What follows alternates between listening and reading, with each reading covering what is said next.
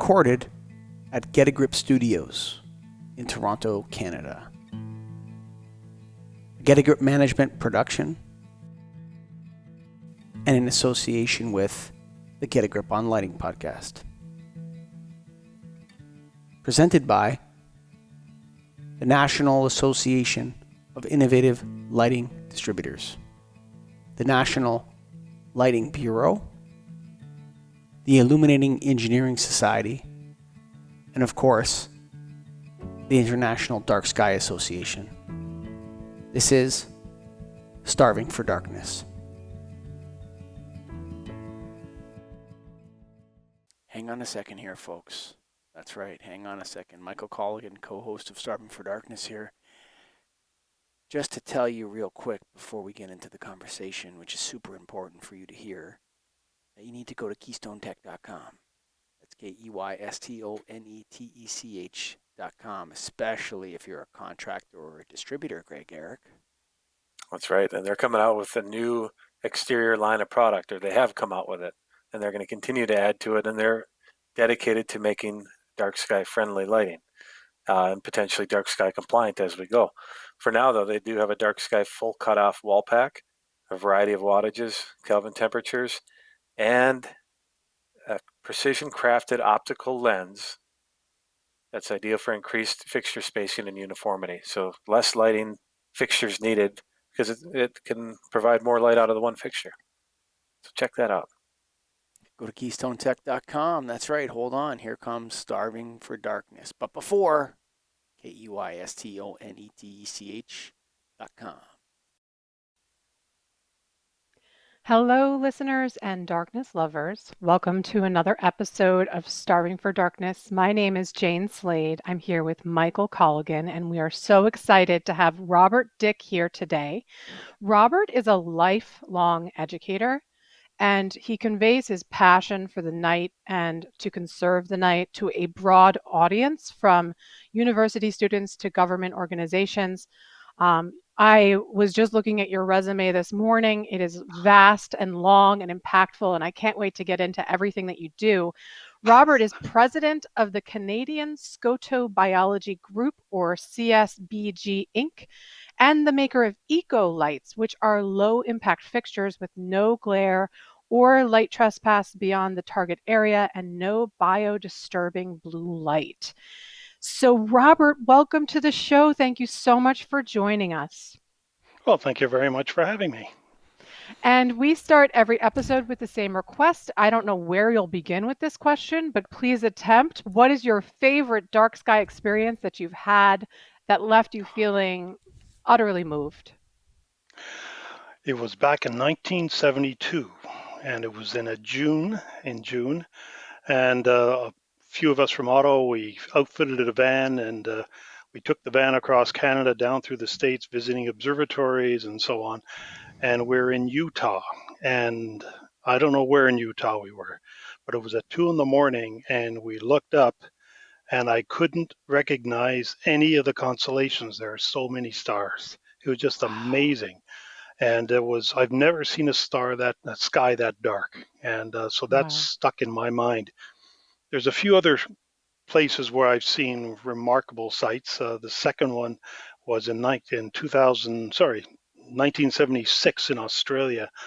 And what we did there, we're down for the solar eclipse, and am I getting the years right? Yes, I am. And we were looking for a dark sky. We drove down a dead-end road, and it turned out to be right next to a cemetery, so it was very quiet. And at that latitude, the pole of the Milky Way passed overhead. So you literally would look around the horizon, and you saw the plane of the Milky Way just above the tree lines, and it literally made you feel like you're standing on the plane of the Milky Way looking out. So those are the two main ones. That's incredible. I think that experience is so meaningful, and I wish everyone could feel that on a daily basis. And that's so much of what your work is about. So you're the principal of Canadian Biology Group. I looked up what scotobiology is today, and it's a study of biology directed around darkness specifically, as opposed to photobiology. So do you have anything that you'd like to add to that definition? Well, the sweet phrase I come up with is it's the study of the biological need for periods of darkness. And as you point out, Mm. it's really the same as photobiology almost, but you have a different take on it. For example, early research in greenhouses, for example, going back around 1920s, 1930s, you had people studying the plants and they would notice that some plants did well with all night lighting and some didn't. And so their conclusion was that, well, you can't, we can't extend the growth period of such and such a plant. Rather than concluding that light has a profound effect on the growth pattern, they took a more of a, I suppose, a agricultural or economic point of view. And that is only that's only changed, I suppose, in the last 20 to 30 years, when people recognizing that if you change biology, chances are you're going to change it for the worse. Mm. Well, because everything's been nudged into place over eons. So there's this beautiful balance that has been found over a time scale that cannot be reproduced in the tinkering of humans. And and so much of what I say about current lighting design is with the idea that if I have a hammer, everything is a nail. And so we're only really designing with light. And that's why I think your work is so important, because there's so few examples of people who use darkness as a starting point. So let's dig into your lights, these eco lights that you design. What Tell us about what they do, why you designed them, and the story behind them. Well, the story is unfortunately that I'm an engineer, I'm not a business person. And as a result of that, I was dragged into this somewhat. And as a result of Mm. that, the the I suppose I'm a reluctant person because I'm an amateur astronomer starting uh, at the beginning, and of course, light pollution is something that amateur astronomers and professional astronomers don't like. So everything had to do with the be able to see the stars better. But then in 2003, I went to a conference and it was loaded with biologists and botanists. And as a result of that, I learned that really it's got almost nothing to do with astronomy. If you think about astronomy, less than 0.1% of the people in the population really have that much of an interest in astronomy to read Mm. articles or study up on it, whereas 30 to 70% have an opinion on or are interested in the environment. So if you go with the numbers, really you should go with the environment. So after starting the Dark Sky Preserve program in Canada and the light pollution abatement program, we essentially pivoted and went on biology and using biology as a reason for reducing light pollution instead of astronomy. Well, that led to work on finding out how much light is enough. How low do you go? And that resulted in a study lasted about 5 years on the impact of light on biology, behavior of animals, and so on. So it's interesting when you mentioned people now thinking about starting at darkness and working their way up. That's critical because if you start at the top and work down, for example, urban lighting and work down, you only get down maybe about 80 to 70% down from 100%. If you start from zero and start working up so that you can see, then you find you're only going up about 20% of the urban lighting. So you use literally a quarter of the lighting that you'd normally use in the city. Well, after producing the guidelines, Canadian guidelines for outdoor lighting, I started getting calls from parks that were going to make use of this. And they said, "Where do you get the lights?" And like a dummy, I said, "Call up a lighting guy. It's no big deal. I mean, you know how much you're going to illuminate the ground with. You can select the light that does that." And they found they couldn't find one. And I Mm. called up a few manufacturers to find out why not. And one manufacturer, who shall remain nameless, said it was impossible. And I suspect they meant that it was impossible with their current line of lighting. So I decided to as an engineer, I took the term impossible as being a challenge. So I decided to try it. So with LEDs now, which are really the cure for light pollution if they're done right, um, Right. bought bought light bought the LEDs that would suit the spectrum and brightness and so on, and I put it into a light fixture, and within a week I had it. Of course, it was not working very well after only a week, so it took about a year to make it work well, then another year to make it manufacturable. And then I tried to find out if there's manufacturers who are interested in making this darn thing, and nobody was interested. So I figured, well, if somebody's got to do it, I guess I have to. So I end up making these Ecolights, and they're primarily developed for parks. However, what's interesting is if you go by numbers alone, you can be fooled. What you got to do is take the light out and see how it works. And it turns out the Ecolite works extremely well, almost too well. So you can actually use this little guy as a street light, and it only takes about 7 watts. The reason for it is that the LEDs are well recessed inside, so there's very good shielding. And the spectrum helps preserve your night vision. The optics uniformly distribute the light, so you don't have the real bright spot or bright patch right at nadir underneath the light. And so it's very, as one customer said, it's very easy on the eyes and they see quite Mhm. well. And it's interesting when you also mentioned about the evolution of human vision and even animal vision, but human vision has evolved for at the brightness of the full moon at night, and typically more likely starlight. We don't see all that well under starlight, but we do see remarkably well. So what we end up doing is that the idea behind the brightness, if I can get this straight now, is that you in tech, the most recent technology that affects our night vision or affects our vision is reading. We need to have fine visual acuity to be able to read. Well, how much light do you really need to read? Now, in this place, I guess I got about 150 lux around, and whereas you can actually read, and my eyes aren't great. I'm getting up there, and so, but I can read at 1 lux, and so that's interesting because it's 10 times the light of the full moon.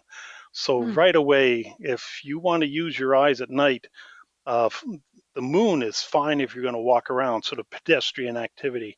But if you want to read, you do need extra light, and we have to accept that. And the best thing we can do is produce 1, maybe 3 lux, depending on how good or bad your eyes are and how fine the print is on a piece of paper. So that begets other requirements for low impact lighting. For example, if you're going to contaminate the area, at least limit the contamination. So that comes up with shielding. And Mm. if you want to preserve your ability to see into the shadows, well, you have to protect your night vision, which means no blue light, because the blue light will bleach your night vision, and it'll also cause your iris to start stopping down and so on, so letting less light into your eye. So there's lots of these uh, little details about lighting that most people really never thought of.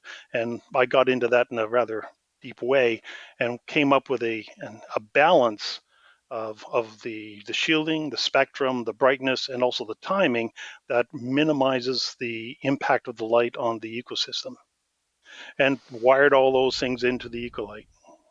Hmm. I wish other people to do the same. But it is interesting that more and more companies are now producing uh, lights without any blue, or at least very little blue, and that's gratifying. They Mhm. have better marketing than I do, I guess, and hopefully they'll be able to sell them. Hmm. I think it's funny. Or Mike, do you want to take it? Uh, sure. Yeah. I want to ask you a question, and you said you're starting from the biological perspective, and I know Jane loves that actually. It's like, yeah, like we feel, and as much as the people at the International Dark Sky do great work, I feel like the dark sky, saying dark skies is very limiting to what really the movement is about. It's about darkness. And from your perspective, are we actually starving for darkness? Yes, I'd say we are, depending on your definition of starving. We do need darkness. During the daytime, we need light. In fact, we need light with a lot of blue content. We need white light, the sunlight, even incandescent bulbs that look white. Once our Mm. brain white balances our image, um, they're not quite enough. And people there have been studies in senior citizens home and dementia wards that if you keep people indoors, their symptoms of dementia increase, or at least they don't get better. And what they found in Europe is that they wheel the dementia patients into the east end of the building and look at the sunrise or look at the morning sun. Their dementia symptoms go down, statistically Mhm. anyway. I don't know dementia very much. I've got it probably, but I don't know it. That's the nature of it.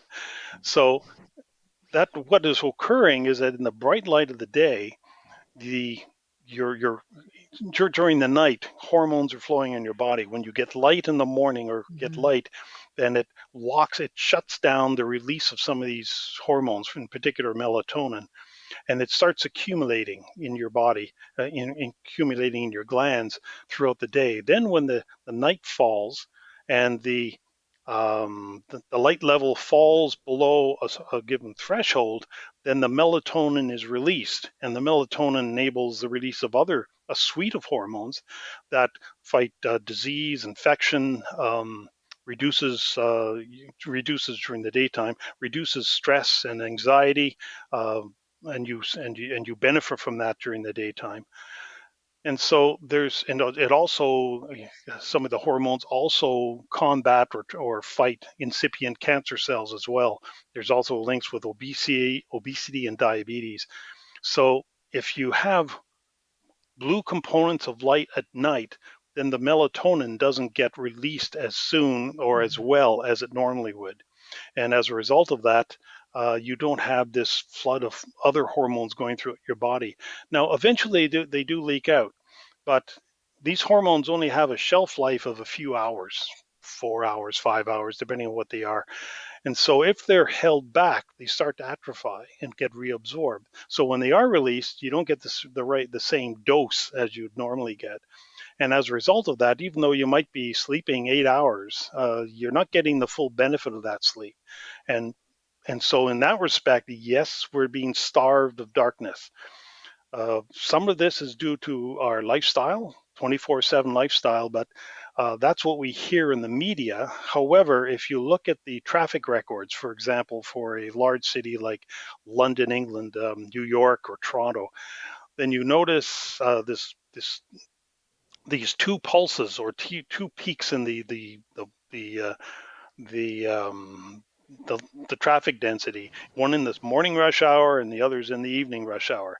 And what is interesting about that is they only last maybe a few hours each. Now, of course, during the day there's lots of traffic going around, but after about 10 o'clock at night, the traffic just plummets down to maybe about a sixth or so of what you have during the daytime.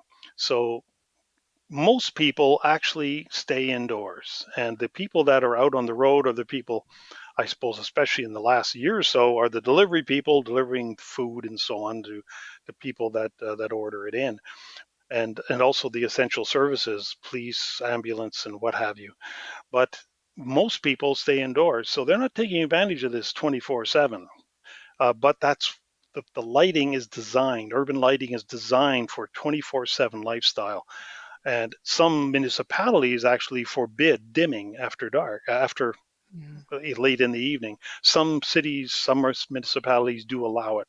But here with light emitting diodes, one of the main benefits of LEDs is that you can dim them. So they spend a lot of money on light fixtures, but they don't buy the dimming option. Now, granted, the dimming option is pretty expensive. But once you've written the software and you've got the control chips and so on, it's only about $5 per light fixture to put in a dimming option. If it wasn't, I mean, if I can do it, these big major manufacturers can do it and just make it standard The rather most than charging it as a Robert, the premium. most obvious case for lighting controls, for connected lighting, whatever you want to call it, Bluetooth, digital, Yeah. addressable lighting, whatever it is, Mm-hmm. the most obvious example, most obvious application is outdoor lighting. It's completely obvious. There's so many things you can do with it, and why it's not the focus. I think is a serious question that should be brought up at every convention, Jane. Well, so I often have said when you think of the term lighting controls, it's actually really incriminating to our process because it implies we're not in control. And, for the most part, controls aren't really added to specifications. And quite frankly, it's an innovation to turn lights down or off in our exterior lighting world right now. And Robert, I think it's really funny what you say when you talk about LEDs are the cure if done right, because it's really interesting that our solution is also our main problem because the ease of LEDs they're so easy to, the three of us could go out and pick up an LED and shine it up in the wrong direction in 20 minutes and be back and still finish the podcast because it's that easy to do. So, but at the same time, my long-term dream is along the lines of what you're doing with designing fixtures that limit the bandwidths for human visibility and the impact of on wildlife. So there, if we can fine tune and curate these wavelengths, it's a magnificent opportunity. But we're right now, because we're using LEDs without any sense of limitation, it's actually our curse. So it's just funny that the curse and the cure are actually the same technology. So Yes, I thank but you you. know what? Yeah, but For, before Robert jumps in to respond to that, I loved your line where it's change is almost always for the worst. That I yes. think that's so true. And you know what you had said, Jane, about tinkering, human tinkering. I think that's a great way to look at it. Except that the tinkering leads to problems. And then you had mentioned on a previous show about how much you enjoy the idea of rewilding and how that Hmm. goes into it. How can we, as an industry, because Jane's working on the advocacy and the awareness side, and really, and along Jane with your, dark sky. What is it? For on the Dark solstice. sky night. Dark Dark sky sky night night. night. So Jane's doing a dark sky night and it's a long term goal. She's going to try to get everyone on the winter solstice to turn off all their lights. So, and hopefully we get a nice bright sky of stars. But and I'm working on the industry side, trying to get the industry to buy into these ideas and getting committees together and that sort of thing. How do we do this so that we actually get progress and we actually make things better, Robert? That's really, really hard. Sad to say that, because there are these things called best practice, and that Mm. is what the cities and municipalities default to. Because, well, frankly, best practice are good ideas, generally speaking, because you don't want to make the same mistakes we made 20 years ago. So you learn. These are written into building codes and what have you, and even lighting codes as well. But and to change that, it's, even though municipalities can't really be successfully sued very well, the Municipality Act protects them. They are still really, really scared about making change. So they almost always default to something they did last year, 5 years ago, 10 years ago.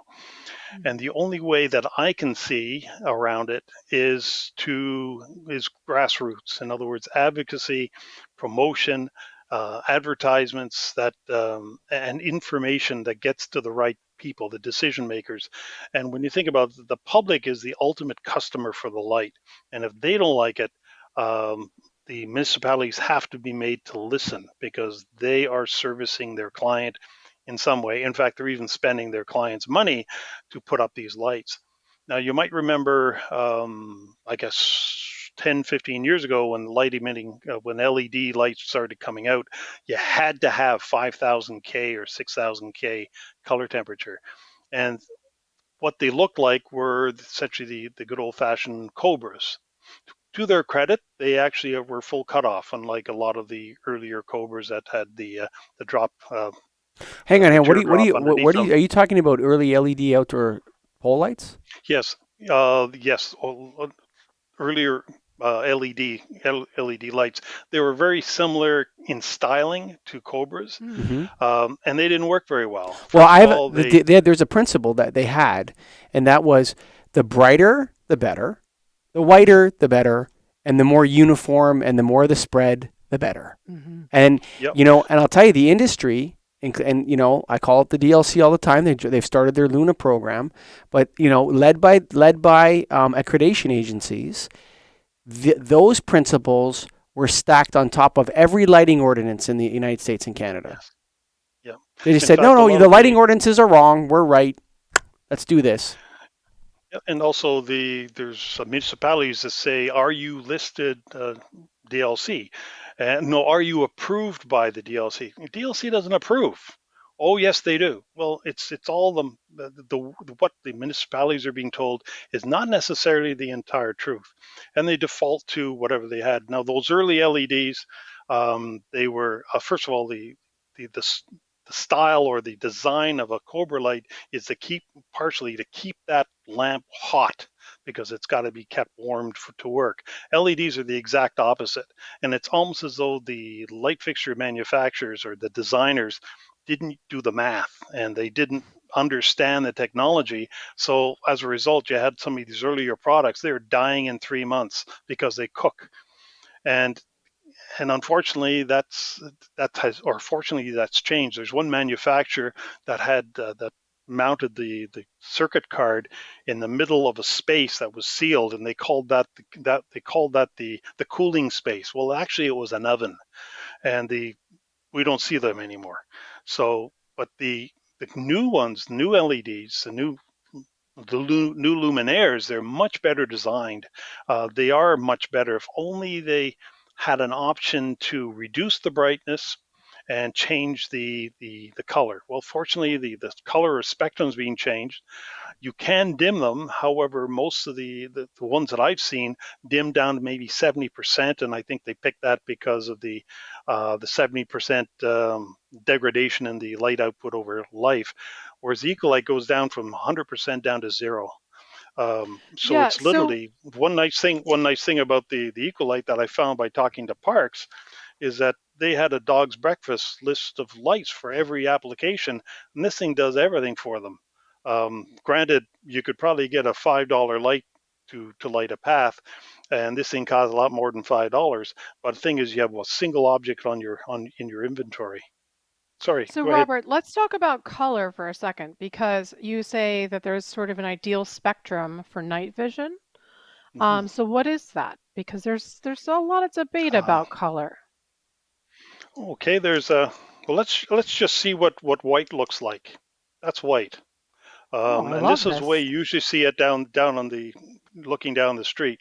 Now, the Listeners, just so first you thing, know, Robert is aiming a flashlight at the screen, so if you have the video option, you can see that. and thank you. That's a good point. And so all you have to do is shield it, and suddenly the glare goes down considerably. Now you can see a lot more Mm-hmm. just by covering Totally. up the glare. So the most important thing to do on a fixture is make sure you don't shine light in your eyes. Now, but if you look at this Amen, brother. brightness, Amen. now watch this. Put that on, and Aha. so I'm got at the same angle. You notice a difference in apparent brightness. Is that Now a that's not phosphor because shield, by the way? nope. Okay. It's even simpler than that. But Okay. so the white light has enough blue light. This is a pretty high temperature light, so it's got probably about 20, 25, maybe 30% blue. And by putting this little filter in here, you cut out all the blue. And so Mm-hmm. you're losing 30% of light if this is emitting 30% blue. But what you've done is you've cut the glare down by a factor of 10. Well, So there's also this is the another difference. factor This with color, So that would which be is that 10,000%. A factor of 10 is 10 uh, times, right? Am I correct? that's 1,000. That's 1,000%. 1,000%. Okay. Yeah. so Go ahead, so Jane. when we measure lighting, we often do it. I think you're going to find this interesting, Robert, and you probably already are well aware. But when we measure lighting, we do it with a photometer that is a photopic meter, generally. Mhm. So measuring based on daytime visual lighting. But humans have scotopic lighting, scotopic vision, and it uses our rods. And so we don't measure according to that whole visibility that humans have. So whereas a meter may pick up only a certain aspect of the brightness, it may actually appear brighter to the human eye because we have actually 5 sets of photoreceptors. Actually, some women have 2 red photoreceptors, but that's a whole other story. But yeah, so getting back to your demonstration, and you're talking about brightness and the perception of brightness. I think a lot of times we're measuring based on photometers that don't measure what a human eye can see. That's right. The lumens and the lux measurements are all based on your photopic vision, and that's literally, and even the lighting of a city is, the specs are referenced back to daytime vision. For example, here's daytime vision. I put up this thing, and that is amber. What is amber? Well, amber is, first of all, white light, of course, has all the spectrum in it. And if you just cut out the blue, so if you have white minus blue, that equals amber. Now, Wow. at these high light levels, you're using your photopic vision. You got pretty good color rendering. As you start lowering the brightness down, below about 10 lux or so, you start finding colors desaturate. And as they Mm. desat, and you're going through the mesopic vision portion, where both the rods begin, sorry, the cones begin to become less effective, and the rods become more effective. So as you go between 10 lux down to maybe 1 lux, you start finding the colors desaturate. So this amber light, which some people say, "Oh, looks icky." Well, at 1 lux to 3 lux, it looks like candlelight. Now, Mm. how romantic is that? So it's actually not that bad at all to have that.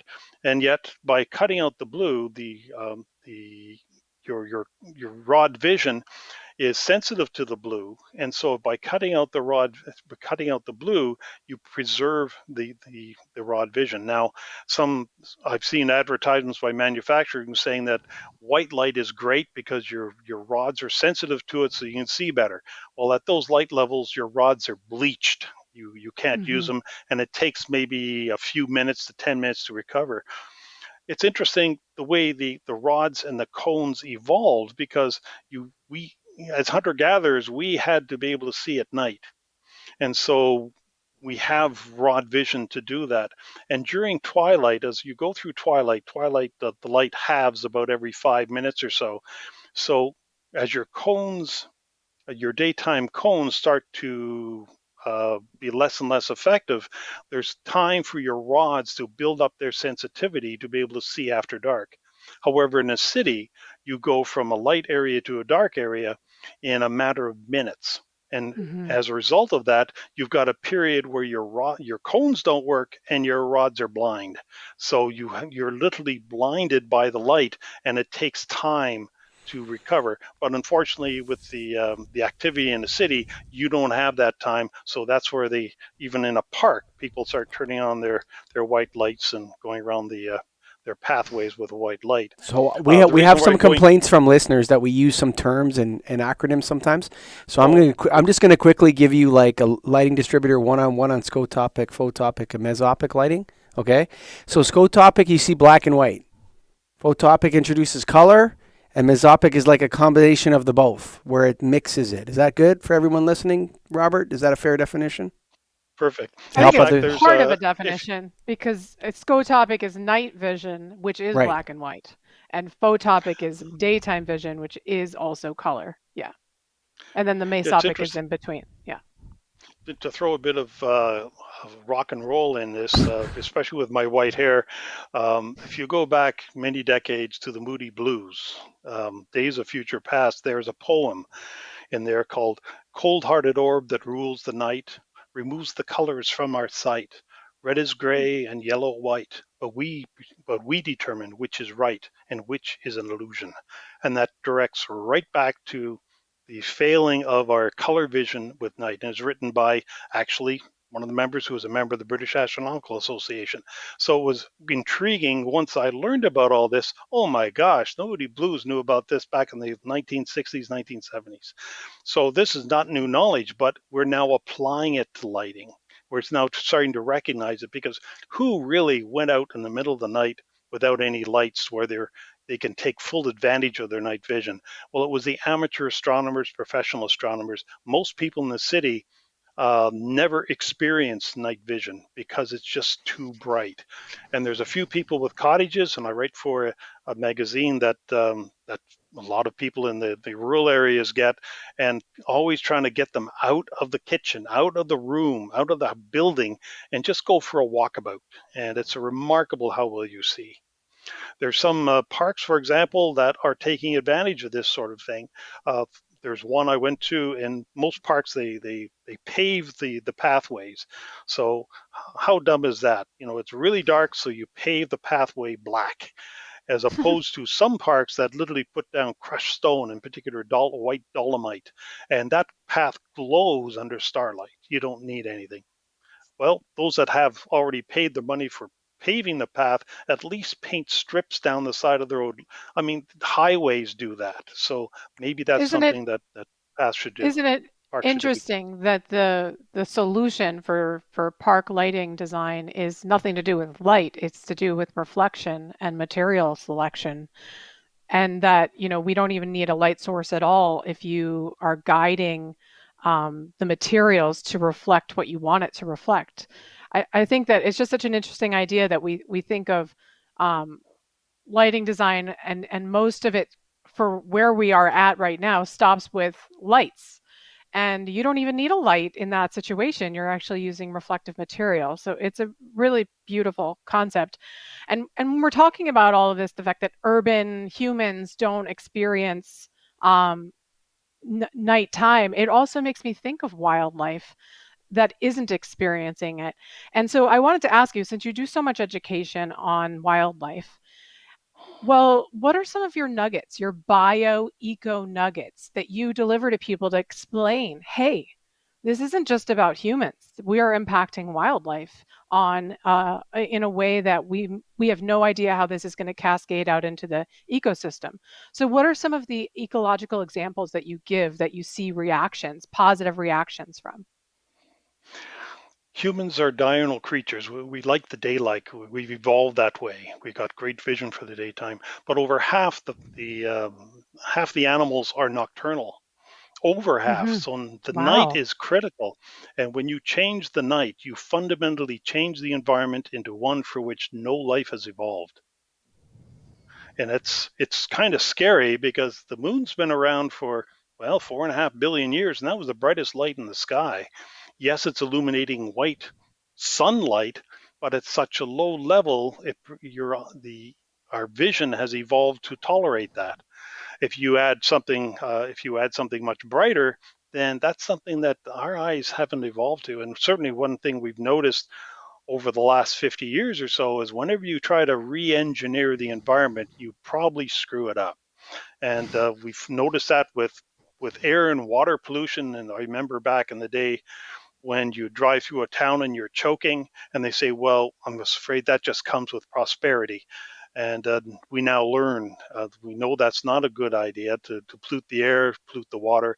And light pollution is just one more, but light pollution is so much easier to solve. Animals, the timid animals, the ones you might see out in the country if you're camping, porcupines, for example, they're very timid, and they're easy prey, not, accepting their quills. But a lot of the timid foraging animals, they don't like light. They're very Mm. nervous. You shine a light at them, they run away. And the reason for that is because it makes them visible to their predators. And predators like light, especially around the crepuscular time. That's twilight. That's when the predators are out. It's interesting that the predators don't hunt throughout the entire night because it's dark. Well, if you add light to the outside, uh, to the environment, whether it's in a national, provincial, state park, whatever, you're essentially changing the environment. You're changing the ecological balance in favor of the predators. And so what will Yes, happen is that this the what'll happen is the timid creatures, they learn from that and they move away from where the light is. So mm. they're migrating into another area which is already an ecological balance. So they're stressing that environment, and there'll be winners and there'll be losers. Unfortunately, we don't know who, if it's a proper balance anymore. And it's also funny because when we're talking about the moon is this light source that is also this beautiful 28-day arc. And predators and prey also work with that light. So I had once heard, and I want to get your take on this, that actually the reason why coyotes howl at the moon is because they are looking for the prey, which is now hiding in the brightness of the full moon. Do you have any thoughts about that little anecdote? I don't know if it's true. It sounds true, but I No, don't know if it's true. no, I always thought they're trying to communicate with their brethren, but uh, Hmm. it's they animals are not as quote smart as we are, but they do have a behavior that's well integrated with the environment and their survival. And I don't discredit or just don't discount anything that an animal does as being stupid or silly. For example, an animal along a highway, a lit highway, an animal will approach the highway from the side, from one of their part of their foraging range to another one, and they'll wait in the beside the highway until the lights are gone, and then they'll Mm. cross because they want to see where they're going. It's very they don't go where they don't know what's there. And meantime, they're waiting for the cars to stop, and they're literally illuminated by the car lights or the street lights, depending on how many there are, and they're subject to predation. So even a roadway cutting through an ecological preserve, conservation preserve, is actually dangerous. That's endangering the creatures, not just because of roadkill, but because of the predators that now can come out and see them. In fact, predators learn they just wait in they just wait in the bushes near the gutter, or sorry, near the side of the road, because they know the animals are going to be out and trying to cross the road, and they'll pause there. They're easy prey. So I want to just comment because so for me, I really believe that there's different types of intelligences. And I know it's not my own idea. This is well-charted territory. But the thing is I want to push back on something you said, Robert, which is that animals aren't as smart as us because for instance, I was bird watching the other day and I saw this bird and it made this like crazy turn and its flying ability was absolutely amazing. I can't do that. And all I'm saying is that, these animals and plants are trying to live in our conception of what we've done to the planet. And yes, they don't read books and they don't talk, but they have such forms of intelligence that we're actually making them almost look stupid with how we've designed our world against them. So I just want to say that there's multiple forms of intelligences. And I know you agree with me as well, but I hate to think that people don't give animals and plants the credit that they deserve because we're actually infringing upon them. They've been around a lot longer than we have, and our technology, I think, blinds us. We have what we want. There's a Canadian singer, Baldy, who had a song, "When you go to the country, needs turn to be wants." You realize when you're away from technology, when you're out of the city, you start realizing that things you thought you needed, no, you just wanted them.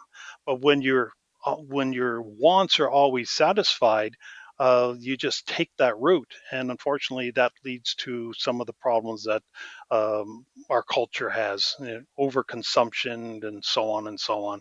And getting back to the topic, over lighting, because people want to Mm. see at night, and when you have very poor when you have glare in your eyes, the first thing you want to do is say, if you can't see, then, oh, we need more light. Well, it's the exact opposite. Yeah. You want less light. And it's unfortunately uh, I remember talking to a municipality, an official in a city, and he said lighting is very complicated. We have to rely on the distributor to do the work for us, and he's there to sell lights. And so That disappointed me when I heard that, but it was evident that I wasn't going to go anywhere with that. However, when you talk Mm-hmm. higher to more program related people that don't know the technology, then you can pitch the common sense. And we did this back in the mid 1990s in the region where I am. We approached 7 municipalities, and after conversations with the mayor, and comptroller and other higher level people, it was common sense to them that, okay, yeah, we got to convert to full cutoff lighting.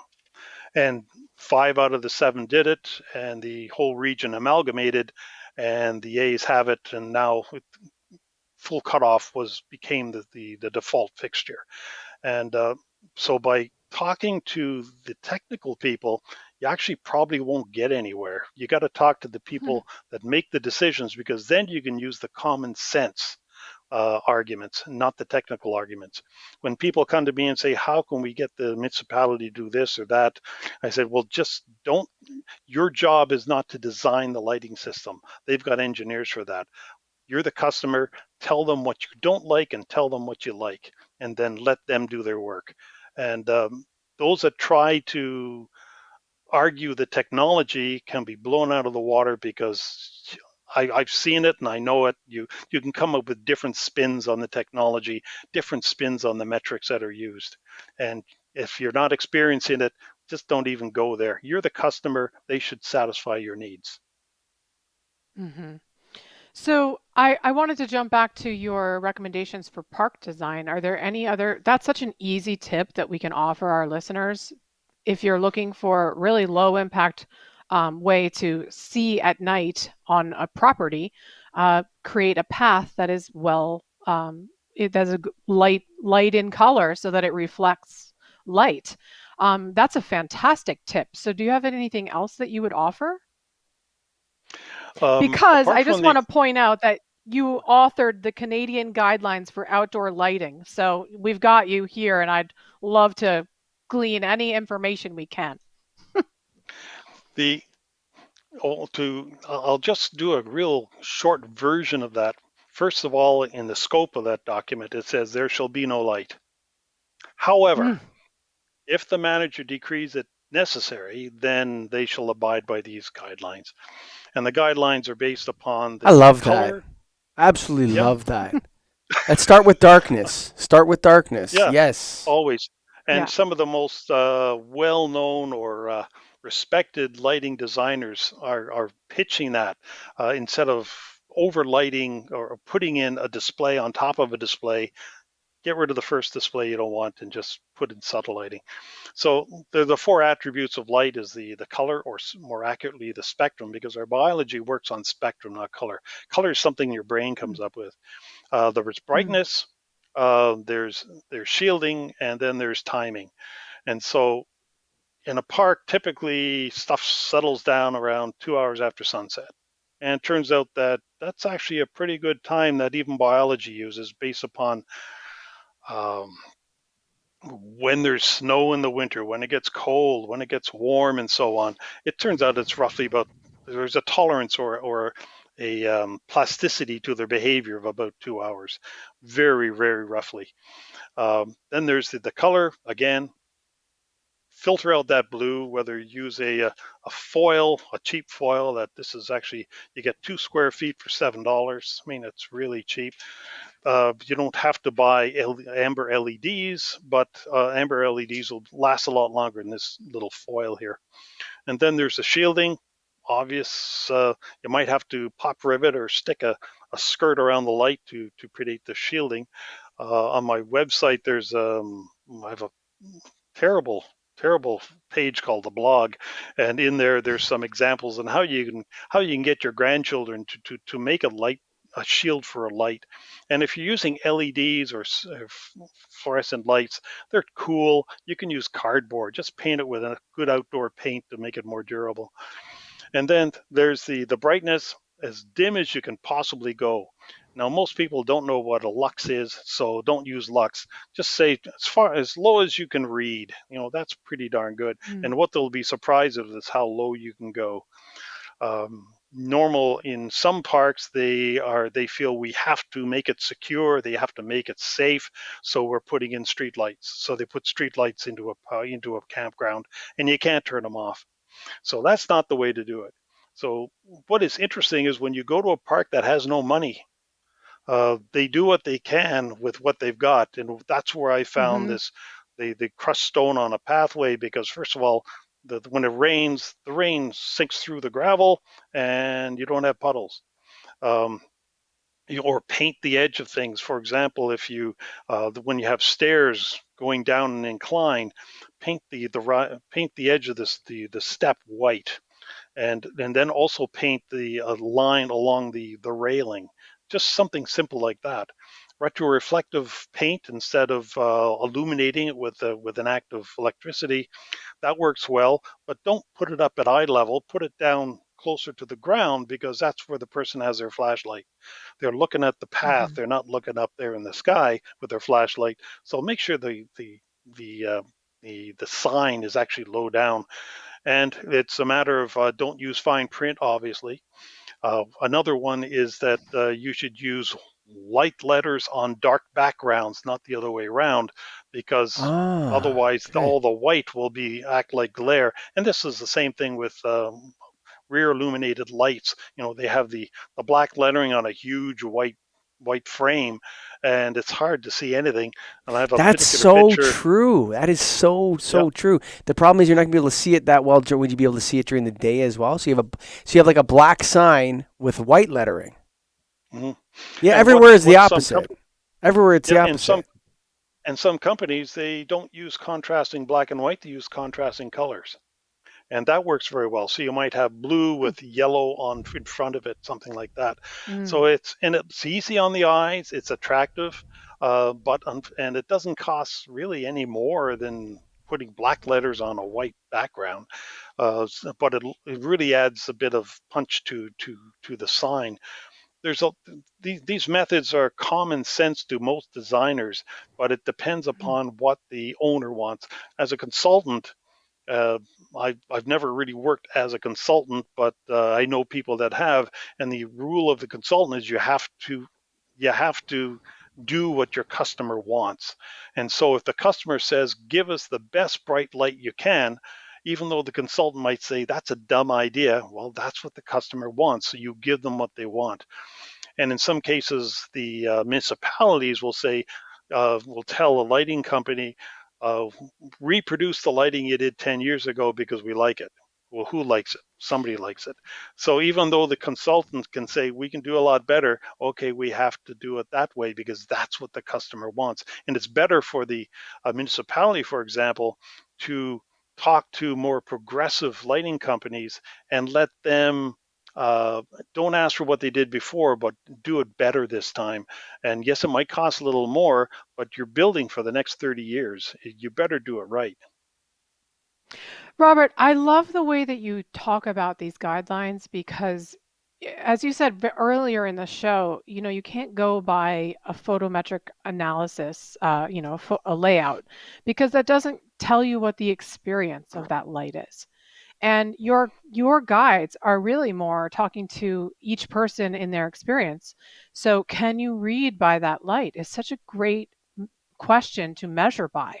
And that allows people to tinker with it themselves and to see, okay, well, how low can I go?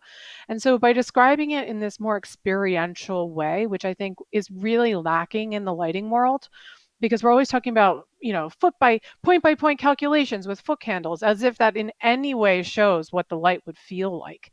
But your recommendations are not only easy on the wallet, but and easy to implement. They're not complicated, but they are also in the recommendation themselves, asking the user to experience it and educate themselves in the experience of it. So it's very powerful. And I think when you're designing lighting, you have to do it yourself. For example, in the development of the Ecolite, I was measuring the light distribution pattern, and it was out in the country because there's no artificial light where I was. And then there's a shriek, a whimper, shriek, a cry, a whimper, and silence out in the field. One animal turned into another animal's dinner. and I turned my head around here. I was bathed in the light of this, virtually a street light, and I turned around and I could see the Milky Way. So not only was I being bathed by the light of a light fixture, but I could still see the Milky Way, and that shocked me because I never thought Mm. that I never even occurred to me.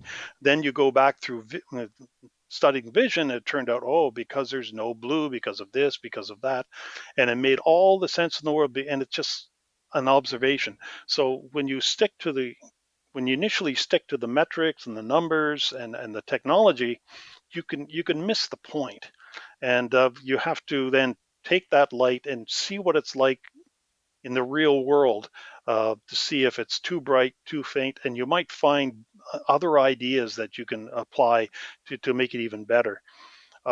Again, the Ecolite kind of evolved from common sense. Actually, it initially evolved from biology, and then it evolved through common sense into something that is practical, and as opposed to just designing by technology and applying that. We miss so much of the subtlety when we just look at the numbers in the table. I think that's so true. And so my background's in Totally. interior design, and I taught interior design studio to students, and I was always urging them, don't design and plan. You don't experience in plan. Mm. But a lot it's and I had this too as a student, which is that you want to get the spacing and the space planning done in the floor plan, but you experience things in elevation and in section. So you miss this whole experiential quality as a designer if you don't break it out into the 3D. And I think I'm saying all this, which is to say that you can't just design from the RPs and the codes and point by point calculation because it totally misses the experience of the light. And yes, you can render it, and I think that's getting you closer to be able to feel the light in a computer software. But I think we really need to bring more ways to have experiential tools for lighting designers to give them almost more of a push to lower the light levels, because otherwise you're just stuck in these codes and recommendations that are really too high. There's I set up one of the Ecolites when I was visiting a town, and near a dark sky preserve, trying to urge them to reduce the sky glow over the park. And I set up this in a large field that was within the town, and they had to drive along a curved road with lots of, actually they were brand new LED lights that were terrible. And they get into the field, I turn on the light, and they could, first of all, you draw their attention to what they can see because they're not used to looking. Most people don't Mm. understand how to see things. So you just look across and you start describing the tree line. So they're looking across the illuminated area to the tree line, and they could see the stars above the tree line, and the illuminated area around them, and they were astonished what they could see with only 3 watts of light, because what they had out along the roadway was 50 watts of light, and they had trouble seeing anything beyond the bright patch below the light because the optics were terrible. And I love But the way that you call it. I love the way that you call it contamination. That's exactly what it is. You said I just wrote that down earlier. The light's contaminating everything. That's exactly the correct description. It's spilling all over the place. I just love the way that you use the word contamination, because my father-in-law has a cottage in Bobcaygeon. I don't know if you're from Ontario. Are you from? yes, yeah, yeah. Right? And I've so you been there. brought it, Yeah, yeah, you brought in rock and roll. So the Tragically Hip has a line, I was in Bogcaygeon where I saw the constellation reveal themselves one star at a time. You can't see the constellations reveal themselves one star at a time anymore no, in Bobcaygeon. no. And so the cottage is about, I don't know, whatever, 20 or 30 kilometers northeast of Bobcaygeon, and the same from Buckhorn, maybe just directly north from Buckhorn, and you can see the sky glow from Buckhorn, and you can see the sky glow from Bobcaygeon lying on the dock, distinctly from one another. And it's I don't know how there needs to be something in our minds that changes about this issue, because it's very difficult for us, Robert, to separate this idea that more light equals safety. More glare. I'm going to say it, not more light. More glare equals safety. If we have more glare, we're safer. Because that's what they're talking about, actually. They're talking about glare. And yet, if you talk to some senior citizens, again, it's almost hardwired into us. As you get older, over 40, 50 years old, incipient cataracts develop in your eye, and they develop in the center of the lens. So if you have bright light shining in your iris stops down so that the light only goes through the incipient cataract. Now, if you get rid of that light, Mm. your iris opens up so that now more light goes through the clearer part of the lens. But if you always have the bright light shining in your eye, the senior citizens will say, "Oh, I can't see anything. We need more light." That's always the default, need more. And it doesn't seem to be in our vocabulary that you need less. The It's not I've intuitive, been up. unfortunately. No, it's It's not intuitive. counterintuitive. Oh, I got another one Yeah, for you. I got another one for you. Ready? Similar sure. idea, right? Well, we want to put lighting controls on the lights so that when, so a car pulls in the parking lot or whatever, the lights will go from 30% or 10% or off to on or what have you, right? Mm-hmm. Okay. But what about the criminals? Yeah, the occupancy, they see criminals and non-criminals the same. Mm-hmm. Like it Well, will see the criminals, and like the criminals are not immune to the sensors. It will see them too. And so you hear when I say that, I've literally said that to probably 10 people in my life. And they're like, "Oh, yeah. Yeah. That's how it works. It's a sensor. It sees movement. It sees occupancy. And and criminals it's are occupants." if out in the country, people also they have their recreational property, and they leave the lights on when they're not there. Oh. And I've got a few beacons along the lake where I am. And so what's interesting is that with binoculars, you can see every single piece of furniture and Oh yeah. their lawnmower and stuff laid out. And and and people, what they all, even when they're there, they turn their light, they go indoors, turn their lights on. What is hard to get through to them. I mean, it makes common sense, but you could see that there's a there something in their brain is fighting them, because when you go in, the only light doesn't provide security. It allows the security people to see what's going on. Mm-hmm. So light on its own without people is useless. In fact, that means the thieves and vandals don't need flashlights. So now you free up both hands to do whatever they do. And all your stuff is on display, and all you're going to find is when you wake up in the morning, your lawnmower is gone. And so if you turn off the lights, even animals know that anonymity is the best security. And Mm. as Mm. getting back to what you're saying, the animals, some cases, are much smarter than we are, especially when it comes to survival. Yeah, absolutely. Robert, this has been an absolute pleasure. I feel so lucky to be able to talk with you because you're a wealth of knowledge. And I guess I have one question for you. Do you think it's possible that we're going to get the stars back by 2030? No. Um, Oh. I've learned for the last 25 years, you got to be really patient. Well, here, I'm gonna Uh, hang on a second here. Hang on a second here. So Jane's got a dream, and I'm sorry. I'm but sorry. It's hang on, okay. no, It's hang on. okay. So what we're proposing, and the paradigm is shifting big time, because Jane and I are both embedded in the lighting industry. Like we're in the lighting industry. So first off, we got to change the paradigm, Robert. This is going to become the lighting and darkness industry. That's a paradigm shift. And I am committed on my end to convincing the lighting industry that the darkness play is the most profitable thing that we could possibly do right now. Every single fixture is now in play in the outdoor arena. What are we waiting for? Mhm. Like, what are we waiting for? This is, and also you need more fixtures because you want to have you want to Oh, you want yeah. to you need more. You don't want to have the uniformity. You want to have cutoffs. There's so many reasons why the lighting industry should embrace darkness as a commodity that can be provided to people. And in the Hmm. city, what you want is visibility, and visibility isn't brightness necessarily. It's visibility. Yeah, glare is not The safety. Glare is not you can safety.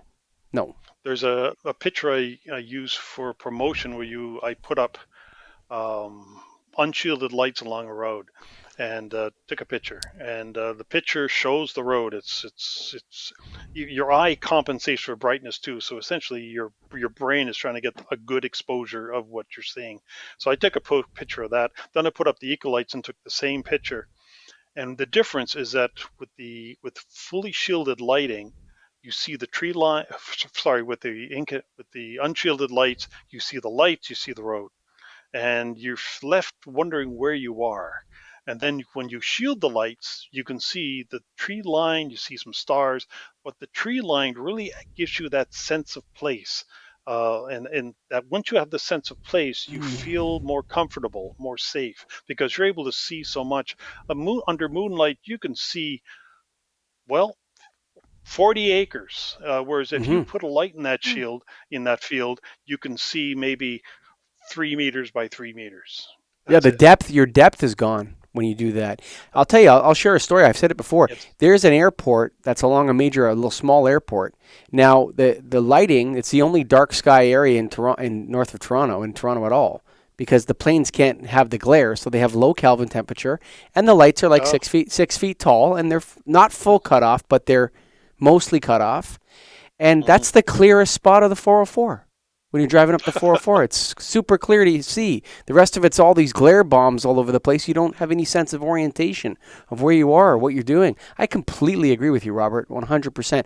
But I disagree that we're not going to make it happen by 2030, Jane. We're going to make this thing happen, Jane Slade. Well, We're going to make this thing what happen. I'll say, Robert, is I totally get it. I mean, you've been in the trenches. I mean, I think it said you've been doing your work for 55 years. So I think you've seen it all, and you've had a lot of difficult conversations, and you've paved the way for me and Mike.